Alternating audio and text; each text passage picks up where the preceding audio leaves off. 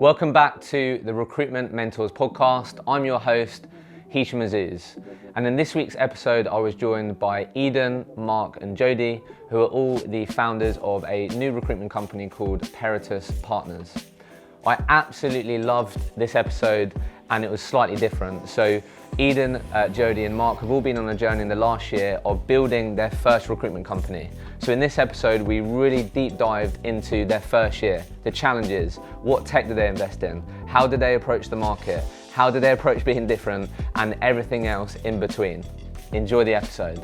Eden, Jodi, Mark, welcome to the podcast. Thanks for having us. This is new. Obviously, you've got three of you guys with me today. As I was just saying, we did a bit of prep so we don't shout over each other.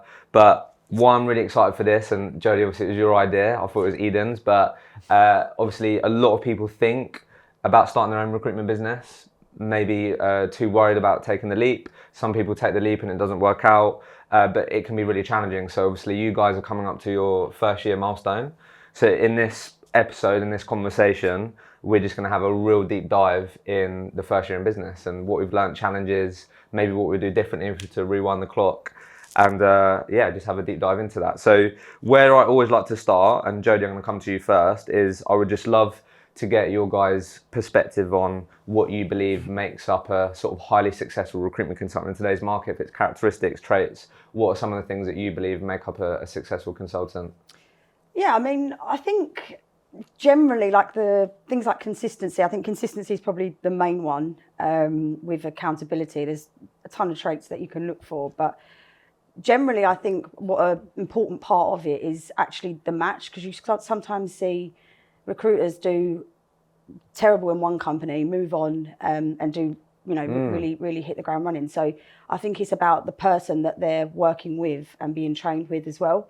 I think that plays a key role in how successful someone can be. So having the same kind of, not necessarily same personality, but definitely the same kind of like values as them. No, that's actually really interesting. Eden, what would you add to that? What are some of the things that you think about when we think of characteristics and traits? I think we touched on this before, is the growth mindset aspect. I know a lot of people who watch this, say that, but I'm going to have to follow suit. But someone who's constantly just trying to push themselves, learn and understand, and kind of be just a sponge of knowledge. That, cause it doesn't matter what level you get to, you always have something to learn. So obviously, just echoing what you said, if you've got someone who's right for you to learn from, and you want to learn with them, then I think that's probably one of the biggest things I'd say. Mark, anything to add? I know it's probably all been said, but anything to add? To be fair, I've been asked this question so many times, but I think someone who just takes responsibility for their own actions. I think for me, that's probably the most important thing, because you can own it, know where you've gone wrong and start again, and just, take it on board and improve and move forward really. So I think that's one of the traits that I'd always, look for. So let's unpack this first year then, and obviously I've got a couple of questions that we want to go into. I guess obviously where I wanted to start, and Jodi, I'm going to come to you on this first, is like obviously when a lot of people start their own recruitment business, I think the most common sentence will be like, we're going to do things differently, right? So obviously you've all worked for a few different brands in different environments. So I guess first question I'd love to get your perspective on, Jodi, is like after working in those different environments, different companies with different people, how did you guys approach being different? That could be internally, externally, but when we think about you guys building a recruitment business that is different and you really delivering on that, what comes up for you and what was the thought process? Yeah, I think this is hard because there's so much competition out there. Externally, I think the main thing, and it's probably a change in my career from starting out and then becoming successful as a recruiter, was probably actually listening to what the problem was. And it's kind of standard sales really, listening to what challenges are out there and responding to that, and then recognizing, is it something I can actually help with, or do I just want to pick up a job because I need the KPI? So for us, what the angle or the way that we approach external, as in picking up business, is by understanding what challenges people are facing, and that can change. It's certainly changed even between the gap where we left recruitment, but we had a period of time where we couldn't work, or had a gardening leave, for example. So we kind of see different challenges from that perspective of what clients were facing, and then how we respond to that and what sell back we kind of give them. From an internal perspective, I think we've kind of seen what we personally feel, or what I personally feel, worked well and made me feel valued as a recruiter, and also what doesn't. And I think that's something that we want to do correctly, and also going forward having like a feedback loop as we grow, because, you know, as I say, things are going to change all the time. So getting people's perspective and hearing from them as opposed to being top down, I think that's one of the main things. What are some of the things, just on that quickly, because I think when you're in the thick of like building your own recruitment company, I think you can end up being the employer that you didn't want to become quite easily. Do you know what I mean? Yeah. It's like when you hear like, you obviously say like, oh, I never want to be like my mum, and then you're like, fuck, I'm actually like my mum. Do you know what I mean? So like, just obviously we're not trying to like name people or anything like that, but like, what are some of the things that you experienced that maybe made you feel like disgruntled, didn't feel valued? I'd just be interested to hear some of that, because sometimes I think these things can be missed. So what are some of the things you experienced that, looking back, you're like, you know what, that if they maybe changed that or didn't do those things, I could have probably been even more engaged with work? What are some of the things that maybe you didn't feel valued? So moving milestones, I guess, is one. Moving the goalposts? Yeah, I think that's one. I think, you know, there needs to be balance, and people need to be clear on what expectations are before you know, start, and also having consistency in that, because I've had sort of several managers and it sort of changes, and that plays a part in it, I guess. I think it's the awareness of the high performing team around you. Okay. I think that plays a big part in that side.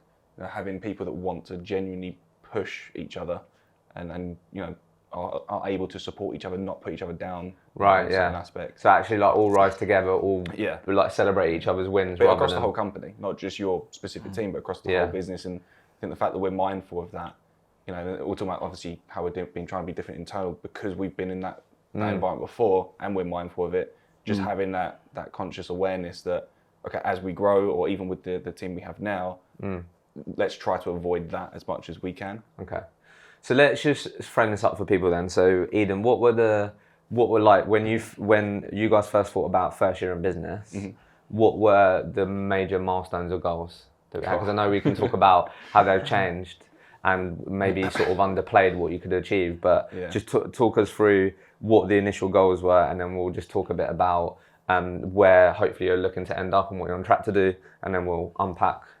Well, this is going to go against what Joe just said about changing goalposts, 'cause we did. So I think we were kind of always told, especially at the beginning, like, don't expect too much. You know, don't worry about, you know, if you're not making money, just like basically do the bare minimum just to get by. Essentially, that's like going with that mentality, which we all kind of go a bit weird about. But we kind of was very reserved on what our targets would be, which we blew out the water quite quickly and obviously adjusted. But I think it was that first year, going into a new market with no branding behind you, going into, you know, we couldn't go back to old clients for a period of time, so we had to be a bit more savvy in what we were doing.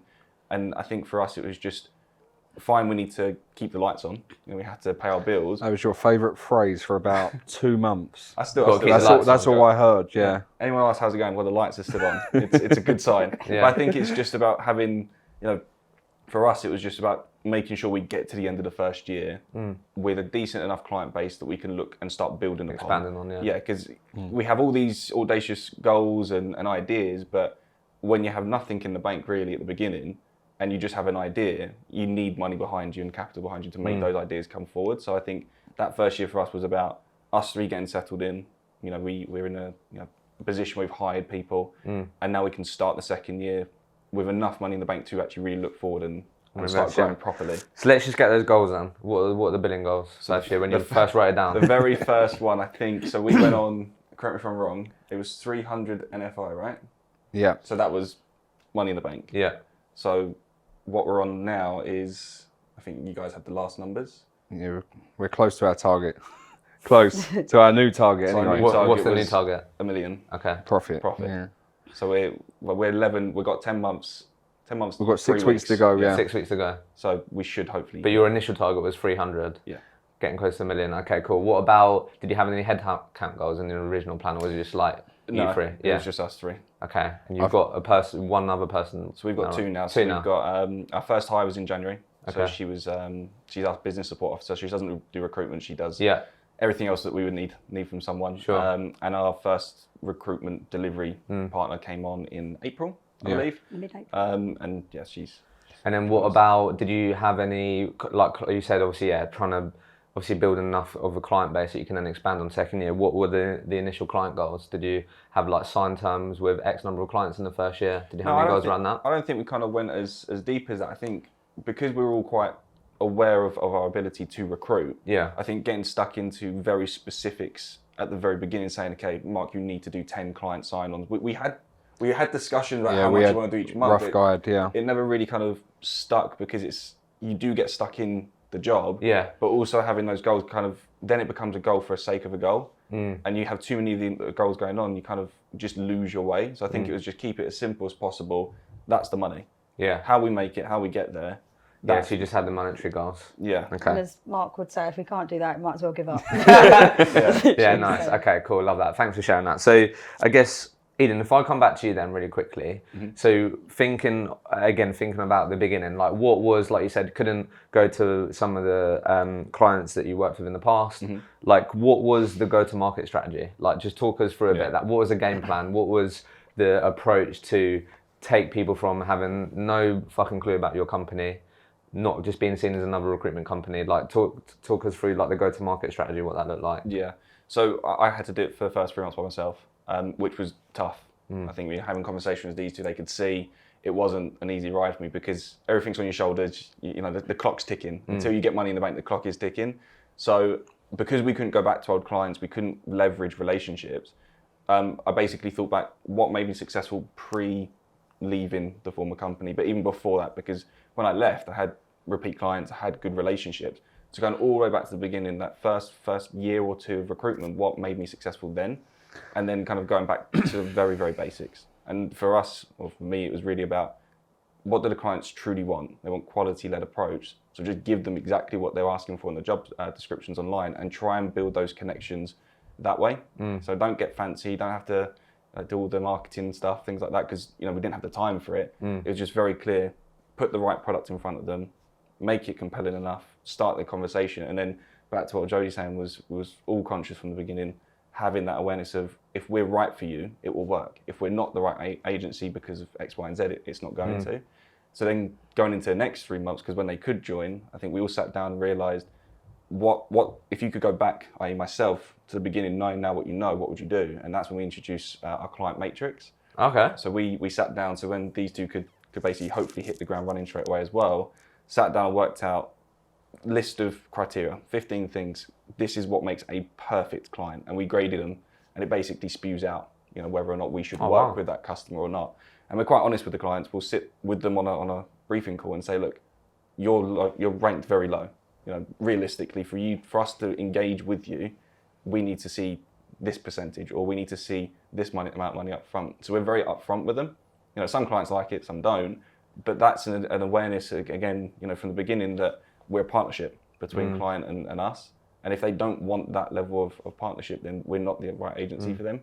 And it also means we just don't work, as many roles, but they're better qualified. Also, it's not to say that everyone needs to score high. It can be there's factors in there that's like these are maybe they're what we would call a B client, but essentially we're then working on the areas to make them an A client. So if their process is really long, that's something we can then consult them on and advise them on why and what the comparisons are, using data to back it up, to say this is X clients are making this amount of hires in this time frame. You're not, and we believe it's because of this. So it's kind of like a way of us recognising what we need to consult on as well. It's not to say that if you're not hitting the mark, we won't work with you. Yeah, it's not fixed. Yeah, there is fluidity to it. No, I love that. And then, Mark, would you mind sharing some of those? Because I think that'd be really useful for people. Because I think, obviously, as you learn early on, right, you're talking about those early times. Like what you're really good at early on is like working on shit jobs, basically, and just wasting your time. Do you know what I mean?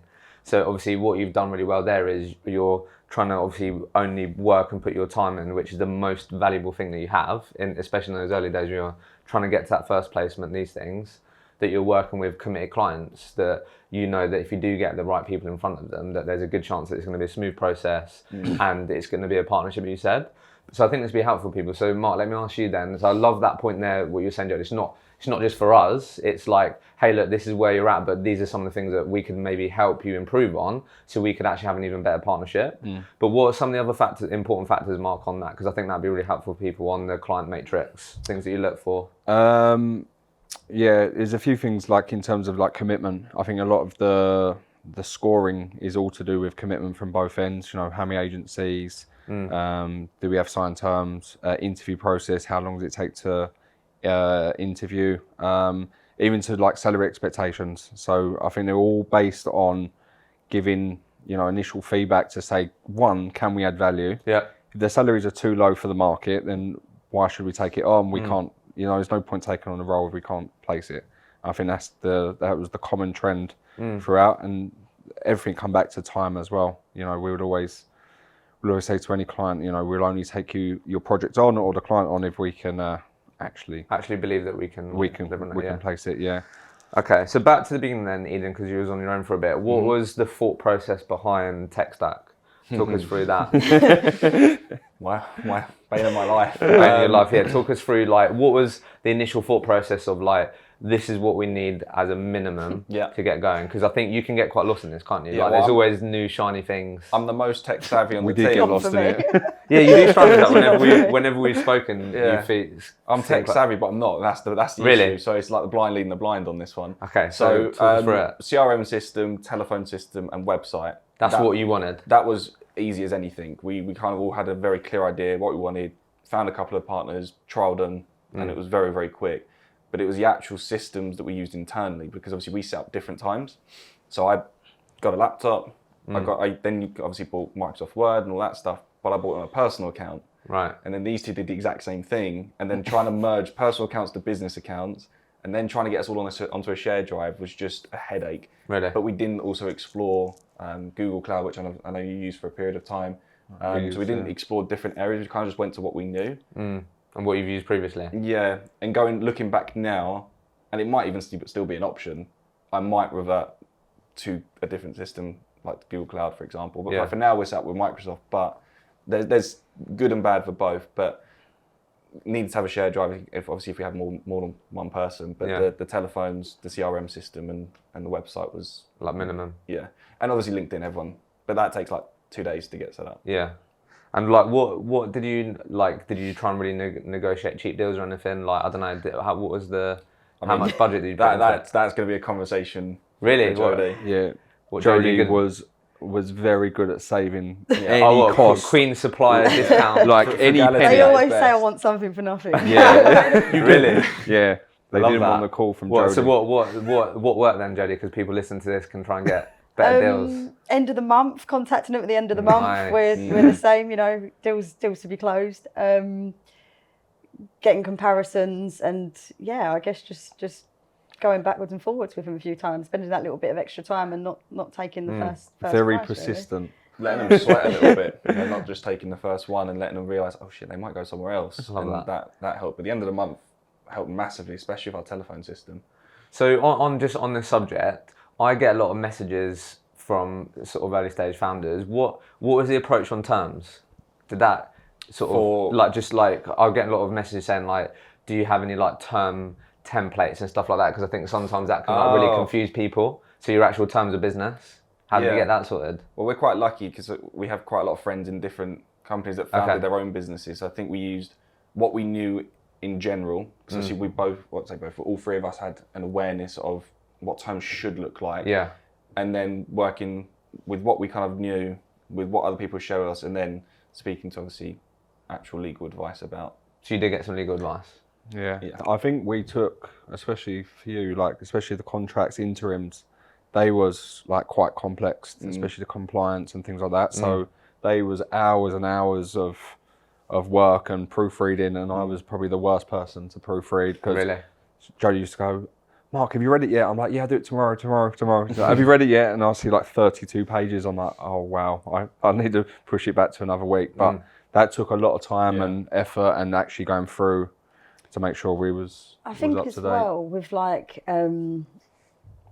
coming from contracts recruitment, you're always getting frameworks to be reviewed from client frameworks. So having that kind of understanding helps then, Yeah, that was massive. seeing that. And I think that maybe, if other recruiters are looking at doing their own thing, that would help if they're reviewing client terms themselves rather than passing that over to their manager. Right. To do. Yes, and to get that exposure. Because you know roughly what sort of terms should go in there. It's just the wording. How do you put it into a legally binding contract where you don't screw yourself over?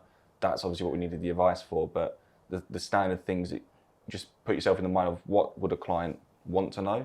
And also, because we're reviewing contracts of other companies as suppliers to us, again, it's a very similar thing. You just have to revert it back to yourself. And I think we was quite well equipped on the permanent side, like leading like the teams over the last 6 years. Like you've reviewed so many contracts and so many questions and queries have come up. You see it reworded slightly different, and you sort of understand what it means and why it's in there. I think that was quite key. But the contract side was definitely a lot more complex. So I'd get some advice on that if anyone's asking. The difficult one, I think, was actually the internal employee contract. Really? Oh yeah, that was quite complex. Yeah, because obviously we'd never had to do that. Because when you hired someone in a previous company, you just send the contract out. You don't pay attention to it. So then it's like putting a mindset in. Okay, what do we want to put into that contract for us as an employer To and for protect them? us, and Precisely. Them, So that one was a little bit. Would more that take a bit of difficult. time? Yeah, and we didn't really give ourselves too much time to really do it because the person we hired could start quite quickly, and it was just all of a sudden was like, okay, we need to go. On this then, what I also want to ask, I don't know who'd be the best person to ask, but what about, I also get a lot of messages around I think what sometimes people don't realise, because I've had so many of these conversations where when you're an employee, you close a deal and you write on the board, bang the gong, whatever, and you're like, yep, I know what commission I'm getting, deal done. When you're a business owner, that means fuck all. These invoices got to get paid before. So I've spoke to so many people where obviously they've got invoices out, then they're not getting paid until 60 days or other, that can be really difficult. What's been your journey with that?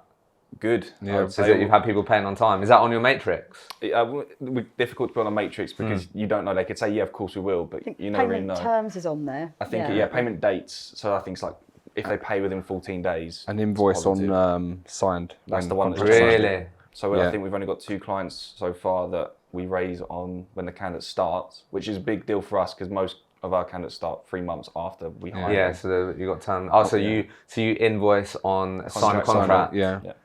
And So that gives us How's that been received? Has that been? Well, is that very well. very few rebuttals with it. I think it's if you're confident going into it. If you sound like you don't really know what you're talking about, or you shouldn't be asking this question, they'll always come back. But if you're stern, it's one of the questions, obviously non-negotiables, that sort of stuff. Of course, we can for the right client discuss it, but mostly it's. And then what's the agreement if then they accept a counter offer or it doesn't go through? Is it just full refund? Or? Yeah. Won't keep the money if we don't. Yeah. So nice. So you haven't, because I think sometimes spoke to a lot of early stage founders where obviously amongst all the other stuff, they found themselves just chasing a fuckload of invoices and all that, and that's just really stressful. So that's been pretty okay. Fortunate. We haven't had that. And I think we've got a pretty simple process of, we have an invoice tracker. We do a deal, we put the information on, they send me a calendar invite, and as soon as that date comes, as long as I'm pretty much aware of it, and we just chase that day and make sure. I think we're transitioning that because we're getting more contracts and interims coming in, and the invoices are getting more of them. Essentially, we're getting Vicky to really take reins of that and make sure we're on top of getting paid. But we've actually. That's been all right, been all right. Yeah. So how again? Just I guess to the beginning part. Then, how long did it take you to do your first deal? Just under 2 months. Okay. But we should have done one sooner. So Really? So just under 2 months to actually get one sorted. But prior to that, we had 2 offers that accepted counter offers, which that was a real tough pill to swallow because pre-closing, but the other companies coming were just stupid counter offers. There's nothing we could do. And then one where the candidate accepted, but then the company closed. So in the 2 months, we had 4 opportunities to actually. Wait, we'll say that again. So the company made an offer, he accepted, and then a week later, they basically shut the doors and said, we're firing everyone. Oh, wow. Yeah, so that was again, nothing we could do. But I think at that point, because I'm sitting there stressed beyond belief, thinking I need to make a deal. Yeah. I think it was like you two sit me down going, well, you're clearly doing something right. Yeah. Like, it's working. Just keep plugging away. Like we're getting back to it because you're getting there. Just through luck, it just didn't happen. I think just on that really quickly, I think what would be really helpful for people, I'm always curious, like when you are in those moments or on that journey, what are the things that you're like keeping a close eye on that give you confidence that you're doing the right things? Because I think that can be quite hard to see, isn't it? Because you want to get the end result of that placement and get that first milestone. Yeah. But what are the things you keep in top of mind daily, weekly, that you're like, right, if I keep doing this, then I feel confident that I know it's going to pay off and I'm doing the right thing? I think I'm quite big on feedback loops. And obviously I think as a business we'll be that way inclined. We do it with our clients all the time. So I don't think there's one particular activity or thing. I think it's constantly having an awareness of the client. This is what we're doing and being very transparent. This is what we've done for you so far. Do you need us to pivot the search? Do we need to change something? As long as the feedback's coming in from them, as you know, the candidates are good. Like keep going. Or when we're sending candidates to jobs, they're happy as well. I think that's the biggest indicator that we're on the right tracks. So I don't think there's a specific activity to say, okay, you're doing it, other than does that candidate get that job, or do they move through that process? And just being, I think we also like every Monday, Wednesday, and Friday we'll have like a meeting just between all of us to kind of highlight what's going on our desk and what's going right, even outside of our desk, to be fair. But it's kind of a chance for us to call each other out and just see like, well, have you done this? Have you done that? Have you checked? Yeah, hold each other accountable. Yeah, even though we've all done it for a while, it's very easy to just get lost. I guess get stuck into it without actually making sure that you've done every step. So it's kind of I think that's probably a key part as well, having sounds soppy, but having each other. That was gonna be my next thing. Like because we were just speaking a bit about when you was on your own for the first part, and I know I asked you this before, but I'm always curious. Like how did you guys? Maybe Mark, you can start this off. But like when obviously it was them three of you, like what was we doing, or what did you guys quickly learn what you was all better at certain things beyond like billing and beyond being a recruiter? How did you work that out? So we actually worked that out by complete saying, what do you think you'd be good at before we even just asking a direct question. Yeah, and we broke it down into marketing, HR, and finance, because we thought there were three parts. HR, finance. And we thought there were three parts that we need someone to just take reins of. Yeah. Did we know we was good at it? No. We just say, right, Eden, when I do marketing, I said, okay, I'll do finance, and Jodi was like, Jodi got stuck. I do HR. Yeah. So really, we didn't know who was strong at what, and I think we've been learning. Like, there's not to say like I'm the best at finance, because Jodi helps me, Eden helps me. Yeah. Jodi helps me. But like marketing. that's my responsibility. Yeah. If it goes wrong, like for example, pension schemes at the moment, or the last month, has been like the bane of my life. Really? Trying to work out how to create pension schemes and just learning, listening to videos. But that's my responsibility, and it's my stress. Marketing's been his stress. Contract, HR stuff has been Jodi's stress. So we're still not at that point where I don't think we go, right, that is. But you've all had the honest conversation of like, right, this is maybe what I'm good at, and then as you said, it's then being willing to hold each other accountable. Rather than, I think I spoke to a lot of people where maybe they didn't have that honest conversation, and you're all trying to do a bit of marketing, HR, finance, step on each other's toes, and then that's when it can get difficult. A bit confusing. Like I know for a fact with like the marketing stuff, I'm definitely not specialist at it, and I'll always take on their opinions. But same thing with Mark. Like we're never going to be a CMO or a CFO. It's not perfect. It's just if it works, let's just go with it for a moment. And we're tweaking stuff all the time. That's the thing, like the finance stuff, like the invoice trackers, where what we started with and what we've got now is slightly different. And as long as it's not broken so far, then we're sticking with it and just taking on little tweaks and advice from each other. Hey everyone, a real quick one from me. This podcast would not be possible without our amazing podcast partners, Vincherry and Sourcebreaker. Because you listen to this podcast, you're able to get your hands on exclusive savings on both of these award-winning products. If you're a growing recruitment business, you have to check out Vincherry, who are an all-in-one operating system for your growing recruitment business. With Sourcebreaker, if you want to make sure that all of your recruiters have the best tools on the market to stand out and beat their competition, then you have to check out Sourcebreaker. Use the link in the show notes, in the comments below, and you'll be able to get yourself exclusive savings on these amazing products. Okay, so I want to definitely touch on like how you approach hiring internally and what that was like. But really quickly, I want to ask all of you. I definitely want to. We've kept it quite positive so far. I want to definitely get some of these challenges right. But like, what do we? And feel free, any of you, to like sort of start. But like, obviously, we said about your goals initially and what you're on track to do.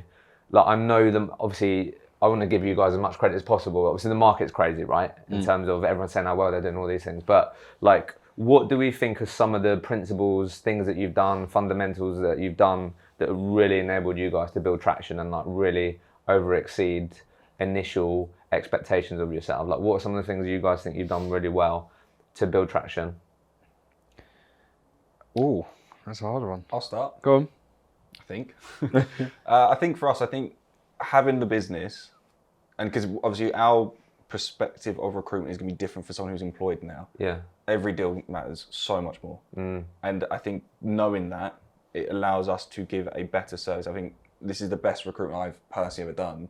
Not because there's loads of opportunity, there is, but because I know every single deal counts more so than ever. That's interesting. And taking a step back and thinking, okay, you know, is it worth my time, or is that kind of truly going to take that job? And advising the client, you want him or her, but they don't want you. So that's just not waste our time. Let's just go separate ways with it, and not just putting KPIs on for the sake of it, but making sure for a fact that everything we're working is as close to either we're filling it or the job's coming off because the candidate, but the company filled it internally, and that's it.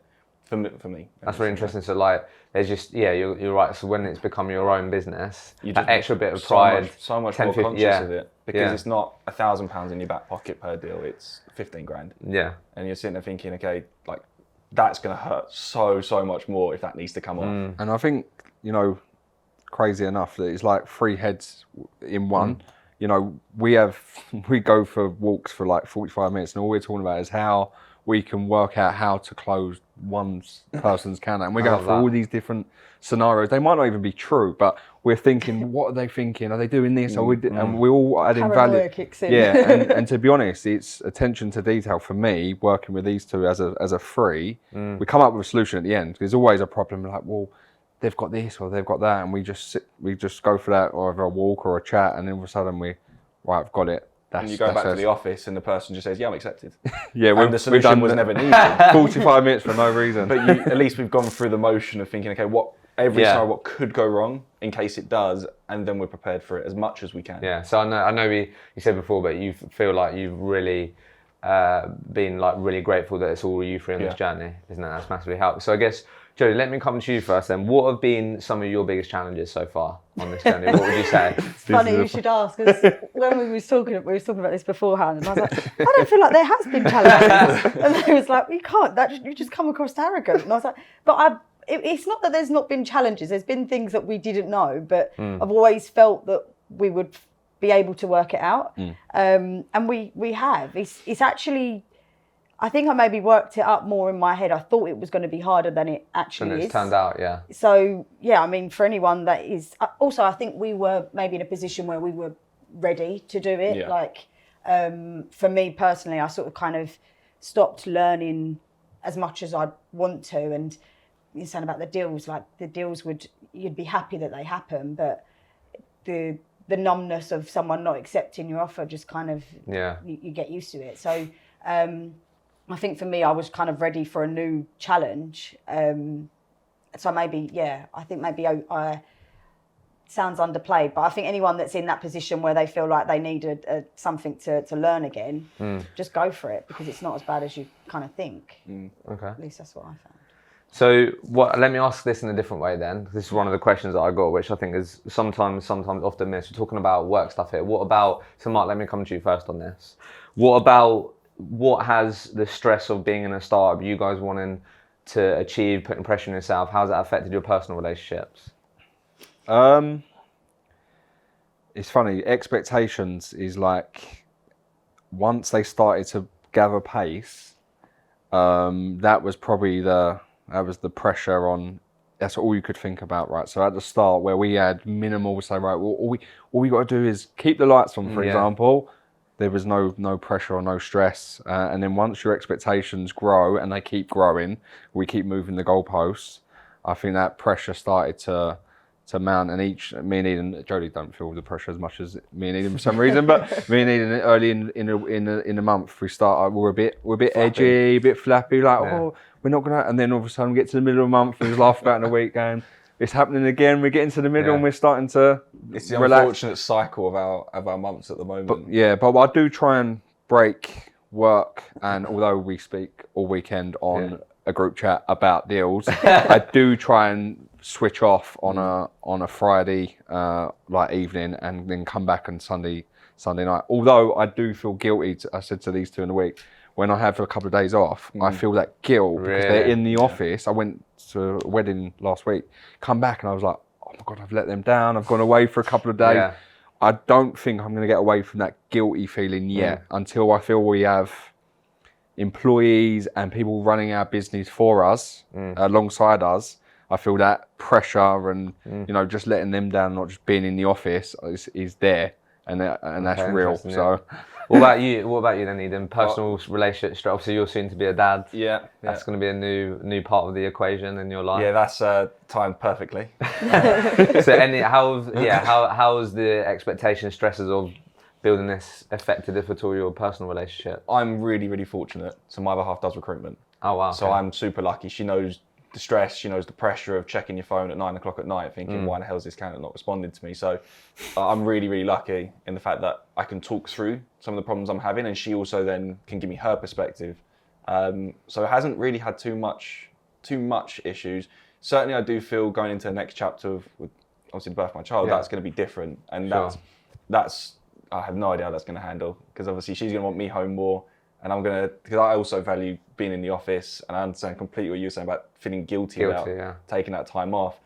That would have to be a question I'd have to revisit, because at the moment, personally, for the last year, I've had no real issues. I've been able to switch off when I wanted to. So when did we know then? Let's talk a bit about hiring then. So one of the questions that I got, which I think is a really interesting one. So if you think about your initial goals, you didn't have any headcount goals on there. So one of the questions that I got, and obviously you've hired 2 people now, like how do you know when you're ready to hire another recruiter, another employee? Like, I think people are interested in like the financials you think about, the runway that you give yourselves to make sure you're not stressing, or that person's salary doesn't give a huge stress on the business. How did we approach that? Like, how did you sort of know that, or feel confident that you could sustain a new employee and a salary for someone? I think with the very first hire, it wasn't a recruiter. So she's the business support officer. And I think with her, it was quite easy. We already knew her.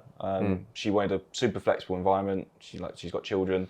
So she basically just wanted a place where she can work part-time, but she doesn't want to recruit. Yeah. But she knew recruitment. And that worked perfectly in the sense of the salary, because it's only part-time, it wasn't a huge factor for it. With obviously our delivery partner, I guess that's a different story, because obviously that is a salary person with a commission structure that we have to factor in. I think it's just being aware that obviously we need to be able to pay her for a period of time. We need to keep the business afloat for a period of time. I guess you guys focus on it. Yeah, I was going to say that I think we've been my finance guy. Sorry, Mark. Yeah. I was actually going to say. So what have you?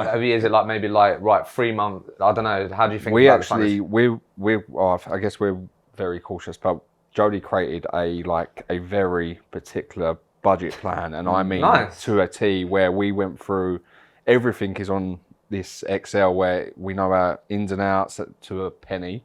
But it helped us just understand, right, we've got 9 to 12. We actually try and have 9 to 12 month runway at least. For a new human being. I think we said before, like the pressure, we don't have that pressure now, but when we started, that pressure of the runway, if you have too short of a runway, I think that will disrupt that whole thing. It adds more stress. And we didn't want to bring someone on knowing that we can't offer them a long-term career. Unfair, isn't it? One, it's bad. It'll ruin your whole reputation bringing your first person on and going, oh, sorry, we actually haven't got enough money for the next couple of months. So we was very cautious, I think. And I think in terms of... How are you thinking about moving forward?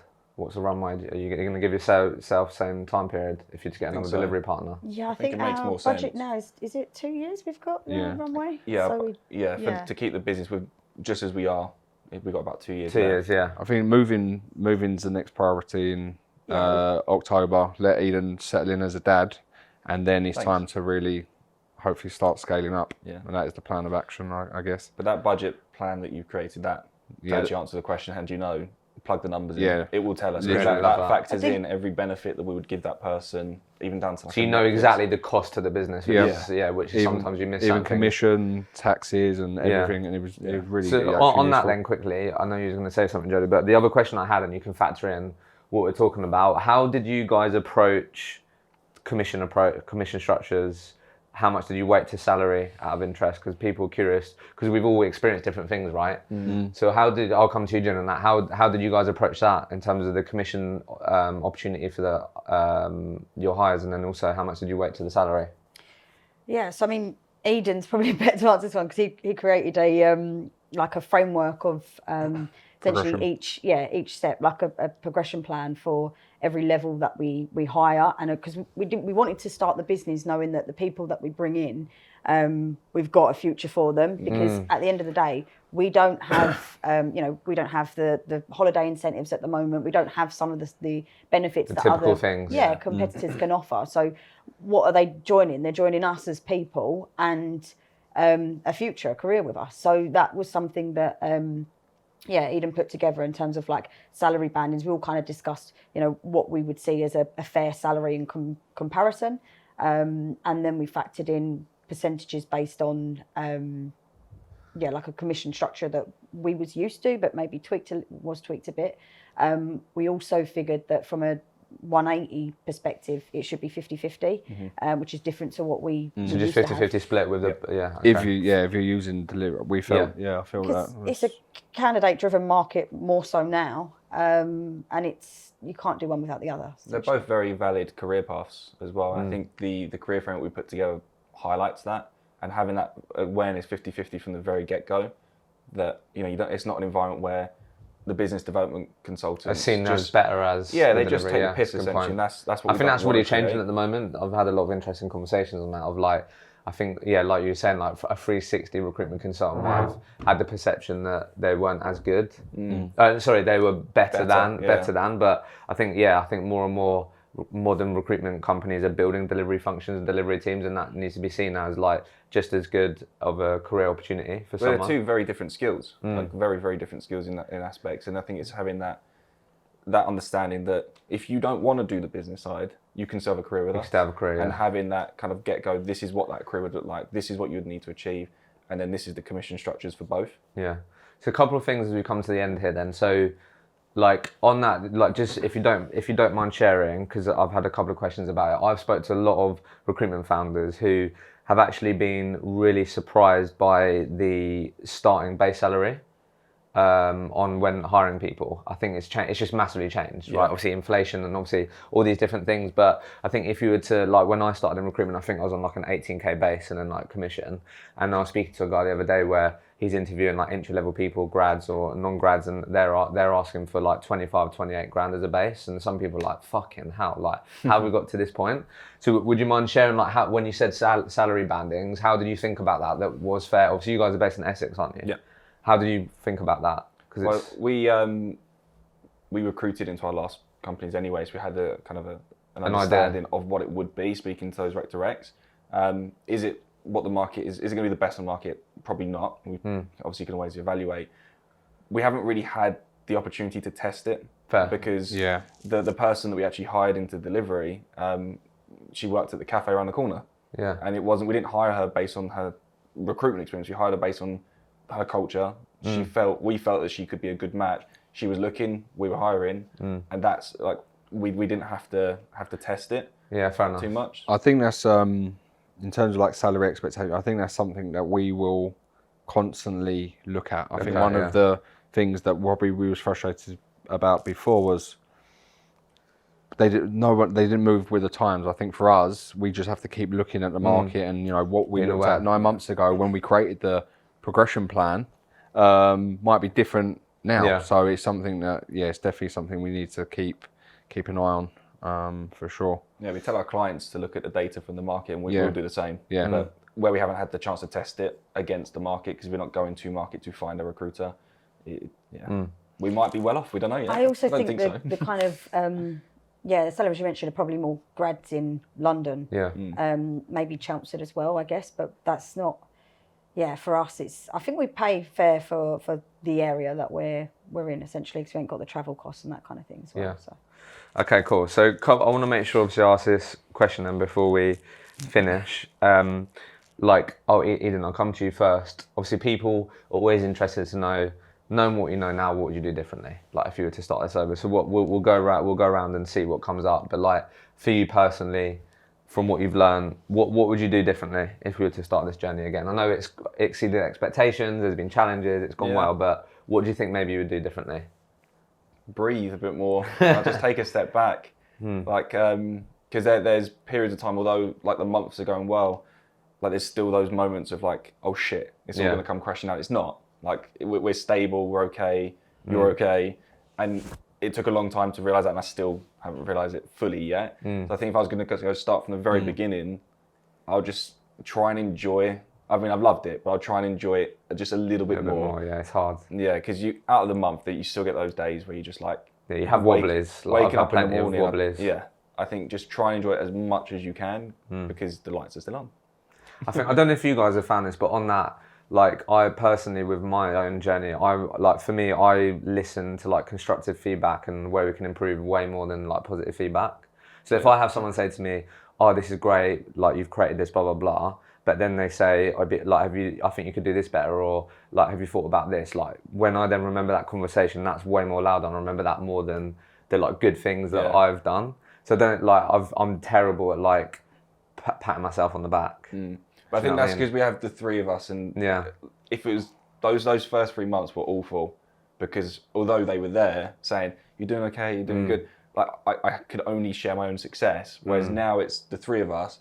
I'm having a shit day. These two are smashing it. I feed off of that with them, and it brings me back up the next day. Yeah, that's fair. Having that dynamic, it's a lot more. But I'm feeling the exact same. I always take the negative or the things you're always looking at what you can. I think I don't think that's a bad thing though. I believe the good things look after themselves, and then the bad things you need to take note of. Yeah. So I always believe in that anyway. So what would you, and what comes up for you, Mark, on maybe approaching things differently or looking back on this journey so far? I probably spoke to a few more people before I started. I knew about recruitment. I knew about how to do a process, knew how to do everything pretty much. More about that business side. We were speaking to my auntie who owns a agency, but I would have spoke to a lot more people in the market, be a bit more out there, finding out what the problem challenges. I feel like we've done a lot of surface level, maybe done a bit more homework on the finance side, how to, set up people on PAYE instead of waiting until the problem come and then doing it. So yeah, I would have done a little bit, although we've done a lot of homework, research, meetings, like towards building a business. It was more that stuff that I wasn't aware of. Self-education. And and if I did it again, I would have invested that 4 months a bit more into speaking to more people. And I think just on that, I've definitely experienced it. I don't know if you have, but like you'd be surprised how many people are willing to help. Yeah. When you ask as well. Do you know what I mean? Especially if you speak to other business owners because they've been in your shoes. Jodi, what about you? What comes up for you? Anything that you do differently, maybe? Probably all get the same technology and furniture. We're a typical startup in that sense. So I think now that's something that's probably going to cost us going into future years when we start to, make everything the same. And also maybe look at more automation tools. I know there's an expense to that as well, but I think that's something that can actually save your time. I mean, one of the best things I think we've done was bringing on Vicky, which has helped take away some of the like administrative tasks, which has allowed us to do more selling. And I think that's maybe another way that we could have done that, or at least researched about it to do. I think they're probably the two things that I would be looking at now for the next. I love that. So let's just go around one last time then and we'll finish there. But back to you then, Jodi. What, like people listening that are considering taking the leap, maybe been on a similar journey to you before you started this business, has got a good amount of experience, maybe worked in 3 different companies, always like the idea of starting their own, but maybe, as you said, like really maybe play up too much, like all the stuff they don't know, like the HR, finance, marketing, that could mean that they weren't capable. What would be your advice for those people considering taking the leap? Just do it. Just go for it. I think, like I've seen, obviously some people do set up and think, it's it's boring on my own, or I've not got the same passion. It's not the same when you're doing a deal. And I think maybe like, somebody, not just anybody that's doing well in the company, but somebody that you actually trust, partner with them and do it. Just go for it. Because I think you can learn along the way as long as you're still open to learn and don't think, you kind of know it all.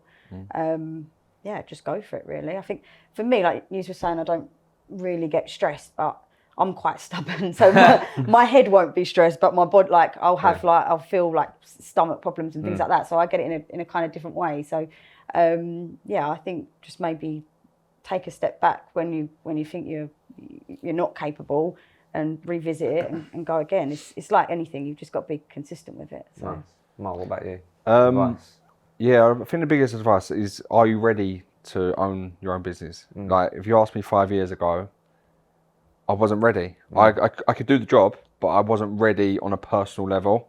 So I think being ready, being financially stable, is probably the two main points. And then the rest, you can do the job. You're just working for a different brand. That's not the problem. It's more the fact, are you ready to take on that whole responsibility? And are you ready in your personal life, for example, to take it on? Eden, what comes up for you? I mean, I think they both said it all, but just do it. If you've got that thought process in your head that I might want to do it, I think I could do it, you're never ever going to work the same again, because that's always going to be in your head. Even if you stay at the same company for another 6 months or move, it's always going to be there that you want to try it, and you might as well. Yeah. You're only going to let yourself down otherwise. Yeah, and I think it's important to remember, like I think in those moments, like, what is the worst case scenario? Exactly. Let's be honest. You can become employed again, but you're going to be way more comfortable with that decision if you know you've given it a real crack. Especially in recruitment. Yeah. Like, there's so many transferable skills. I think people just forget that. Fine with recruiters, but with salespeople as well. And there's so many things that you can go and do after recruitment if it all goes. All goes peak tongue. And you don't want to do it anymore. Yeah. Or just go get another recruitment job. Yeah. Because they'll look and see, okay, you tried. Didn't work out, why? You scratch that itch, and then love it. Well, I really enjoyed that first year. Excited to hear about the future years, but thank you so much for coming on and sharing that, and really excited for everyone to listen to that. So thanks a lot. Thanks. Cheers. Thanks. Thank you so much for listening to the episode.